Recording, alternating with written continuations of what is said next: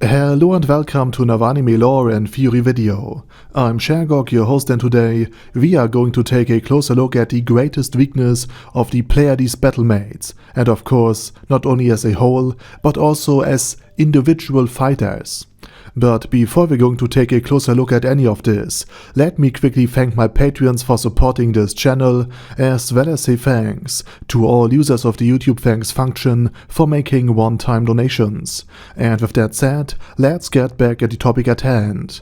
The Pleiades battlemates are the last line of defense in the Great Tomb of Nazarick, and they are something very special, while the 8th floor, which comes before them, hosts the main force of the Great Tomb of Nazarick, and is responsible for halting the enemy's forces that have hopefully already been weakened and split up.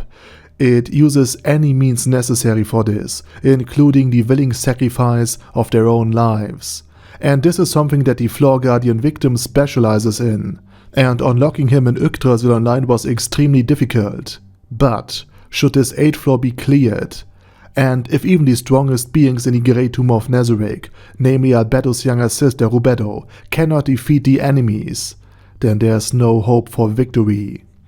So after this very lengthy introduction, let's move on to the first weakness of the Pleiades. The battlemates, after the 8th floor has been breached, were not designed to defeat the waves of enemies. Instead, they are meant to keep them occupied long enough for Ainz and his 40 other players, meaning as many guild members of Ainz will go as possible, such as Touch Me and Olbert and others, to gather into the throne room, so that they can all fall in a glorious final battle. Because as mentioned, if even the 8th floor had been breached, then even all 41 players of Nazarick would normally have no chance of defeating whatever force was able to defeat the 8th floor. It was more about presenting their image as the despised villains of Nazarick one last time and die gloriously, rather than securing victory through a final stand. And for this reason, the Pleiades were never intended to seriously counter and defeat players. They were simply meant to delay them for as long as possible. And this is their greatest weakness, because unlike the Floor Guardians, the Pleiades are, except one, not at level 100. Instead, their levels range from 46, as in the case of Shizu Delta, to level 63, in the case of Naberal Gamma. And only the youngest of the Pleiades battlemates, Auriol Omega, who is the only human being in Nazarick, and an immortal one at that, is the only one of the Pleiades at level 100. And she would likely have already fallen if the 8th floor has been breached and defeated, and if the 9th floor and the Pleiades now have to battle. And again, the reason why she is so indispensable for the 8th floor is that she buffs and strengthens her allies. She's a supporter and commander type unit, and not a fighter. So in other words, the Pleiades battlemates would then be led by Sebastian in the 6 star formation, rather than in the 7 sister formation. And even though Sebas is at level 100, the Pleiades themselves would mostly serve as support and distraction. Because again, their character builds aren't designed to individually win battles. Instead, they are meant to last as long as possible, with as little resources at hand as they have, and stall for time. And this is a weakness that they all share. And the second weakness they all share is that they struggle in single combat against enemies. The 7 sister or the 6 star formation with Sebas work best in combination with each other. Not necessarily all 6 are required, but even just Yuri Alpha in close combat paired with Shizu Delta, who fights from afar, was very effective against Evil Eye. And while only Maruyama-sama knows exactly what the other Pleiades did with Naberal Gamma, fanfiction authors can at least speculate, this combination of the 3 Pleiades, Lupus Regina, Solution and Entoma, would also work extremely well in battle, and could support and enhance their strengths again and again, especially with Entoma in the backline this time. So again, fighting solo is their next major weakness. And now let's go to the individual weaknesses of each of the Pleiades. For Yuri Alpha, an undead Dullahan, her main weakness are enemies like Kazuma, who could steal her head. or a priest or cleric on one side or a fire mage on the other, because both respectively use holy or fire magic, which are a catastrophe for Yuri Alpha, because both deal bonus damage against Harris and Undead Dullahan. So even at the same level, people like Megumin or Aqua would be deadly threats. And Kazuma is always a problem for women in general. Moving on to Lupus Regina Beta. She has a very balanced build. She can use magic, cast healing spells, and is also physically quite strong. And as a werewolf, she can also hit hard physically, which counters one of the biggest weaknesses of her fellow healers, the lack of physical combat abilities. And even her priestess's scepter doesn't look like a small staff or wand, but more like something that giants would use in their morning cappuccino bucket. However, as a lycanthrope, Lupus Regina is at a massive disadvantage against someone like Geralt of Rivia, who is built to hunt monsters and who uses silver weapons, and has his own magic abilities. And the next Pleiades is a teleportation-capable one. She's basically an armored magical cannon, which would be super annoying to eliminate in a fight, though she has a major weakness as well. With Naberal Gamma aside from speed without teleportation, so teleportation block would be the first major weakness, but aside from this, her issue is magical immunity. And when she fought as Nabe the Adventuress, 2 skeleton dragons were all it took to keep the strongest of the regular Pleiades occupied.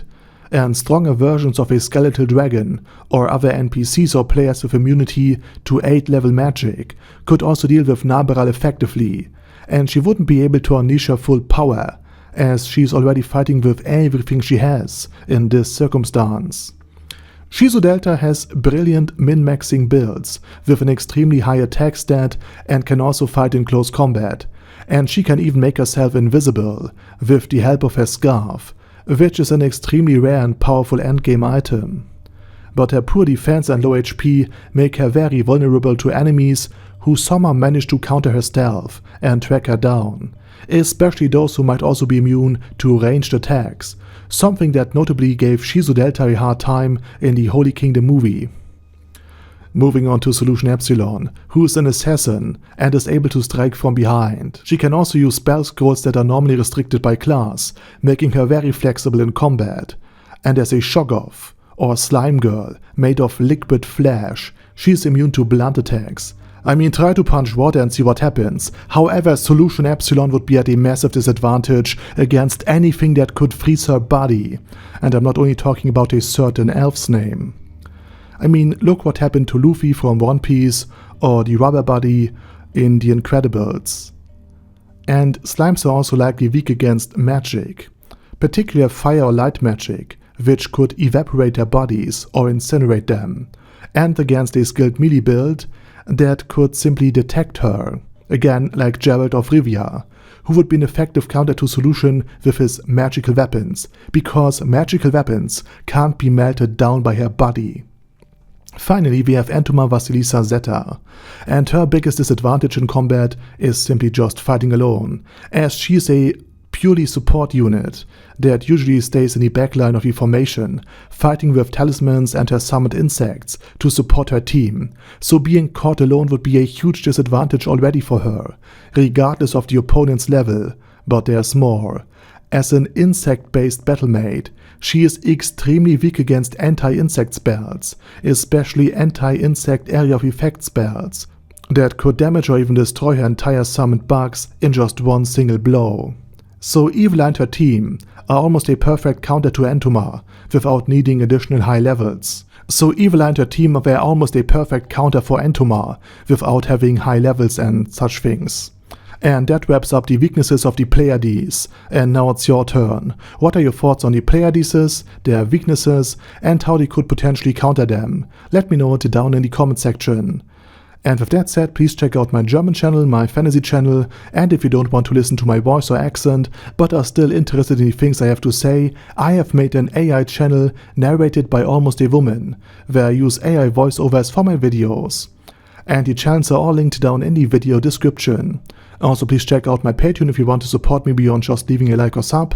And with that said, I say thank you very much for watching, thanks to my Patreons for supporting this channel, and special thanks to Ada Daddy Ada, ASK, Bad Guy Ye, Bad Burrito 316, Bezer, Ben C, Brandon D, Chrissy, Crowley 0221, Sia, Crystal Prime, Dead Slime, Death is Mercy, Deathless Dragonlord, Demon Xenomorph 1987, Devin Downen, Ding Dong, Dan Pep, Dragonlord Placido Saxophone, Duckwagon, Dunkler Krieger, Dystopia, Dystopia II, Enigmatic Unicorn, Thiralchivan, Guy with That Head, Hector Marino, Hoss, Huster,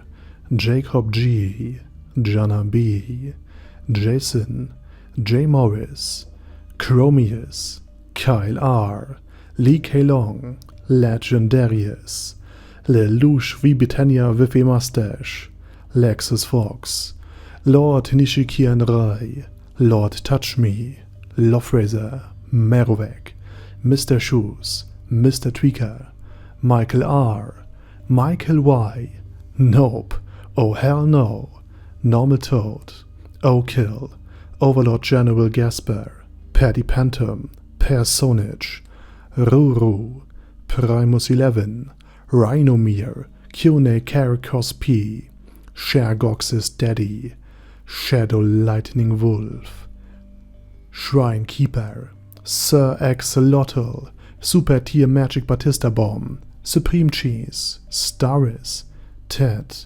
Texas Deer, Diorg Warboss, Rock Ed Smasher, T.E. Wang, Vash Hawkeye, Vegito 27, Venture Fanatic, Wilhelm, Zinukai, and Sonagon. Thanks guys.